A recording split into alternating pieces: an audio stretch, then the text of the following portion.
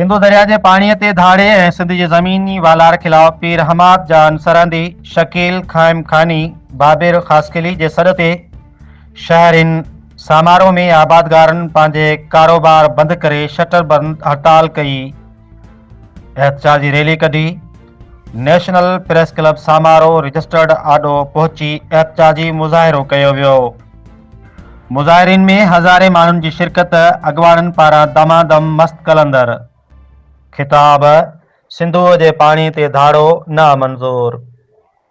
ख़बर मूजिबि सिंधु दरिया जे पाणीअ ते धाड़े ऐं सिंध जी ज़मीन वालार खिलाफ़ पीर हमाद जान सरहंदी शकील काइमखानी बाबिर ख़ासकेली जे सॾ ते शहरिन आबादगारनि पंहिंजा कारोबारी मर्कज़ बंदि करे शटर बंदि हड़ताल करे एहतजाजी रैली कढी। नेशनल प्रेस क्लब समारोह रजिस्टर्ड आॾो एहतजाजी मुज़ाहिरो कयो वियो। उन मौके ते बज़म खलील यूनिट जे अॻवाननि पीर अमजद जान सरहंदी, पीर अबादुर जान सरहंदी, कासिम उनड़, अकबर पली, वकार ज़ुल्फ़कार ख़ासकेली ऐं ॿियनि मुज़ाहिरीन खे ख़िताब कंदे चयो, सिंधुअ जे पाणीअ ते धाड़े हणण ऐं सिंध जी ज़मीन वालार जी सख़्त लफ़्ज़नि में मज़मत कजे थी। सिंध जो जियापो सिंध जो पाणी आहे। असांखे गोलियूं खाइणियूं पयूं त असां खाईंदासीं। प्यादल लांग मार्च पंहिंजे हक़ लाइ करणी पई त कंदासीं। बाक़ी सिंधुअ जो पाणीअ ते धाड़ो हणण कोन ॾींदासीं। पंजाब हुकूमत खे ॿुधाइण चाहियूं था त असांजे सिंधुअ खे छेड़ण जी ग़लती बि मतां करी। सिंधु असां सिंधियुनि जो जियापो आहे। Report doctor Remlal Waghani, divisional bureau chief. शुक्रिया अदा कंदसि उन्हनि दोस्तनि जो, उन्हनि महिरबाननि जो जंहिं अॼु असांजे सिंधी माण्हुनि खे सुजाग कयो आहे। अॼु ही रैली त असांजी काल ते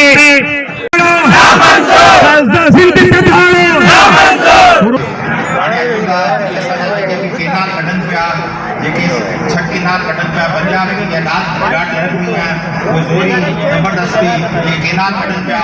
असीं न ये कंदासीं न सुबुह जो कढण वञंदासीं, भाड़ो नामंज़ूर कंदासीं, हिननि खे कोन छॾींदासीं। ऐं इन में जेके बि केनाल आहिनि असांजा जेके थर पारकार थर उन खां बि जेको केनाल कढनि पिया असांजो थर ॾिसो आबाद आहे।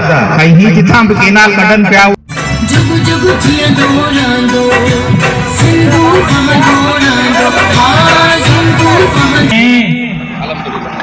गाफिल गिफलत छोड़ तू अणासी ओझरे। अणासी माना बेफिती बेहया, ओझरी माना तोखे ये निंड जा वो झूठा पिया अचनि। गाफिल गिफलत छोड़ तू अणासी ओझरे। चुपाता चढ़ी गया वनी पोता तोड़ बके नाल खोटे चुका तो संती आवाजा निंदियो लतीफा मुखातिब है मुझे मुर्शिद चवे थो नेड़े निंड खोड़ जेब वरन में वाका करी। ता यकीन कंदो ही 1.5 महीनो जरे आऊं घर वेठो सी शयूं ॾिसंदुसि त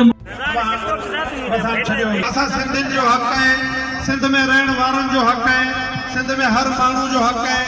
जेकॾहिं तव्हां पंजाब जा चोलिस्तान, पंजाब जा थर आबाद कंदो, जेके गैर आबाद आहिनि उन्हनि खे आबाद कंदो, ही जिते आबाद आहिनि 6 करोड़ जी आबादी वारो सिंध गैर आबाद थी वेंदो।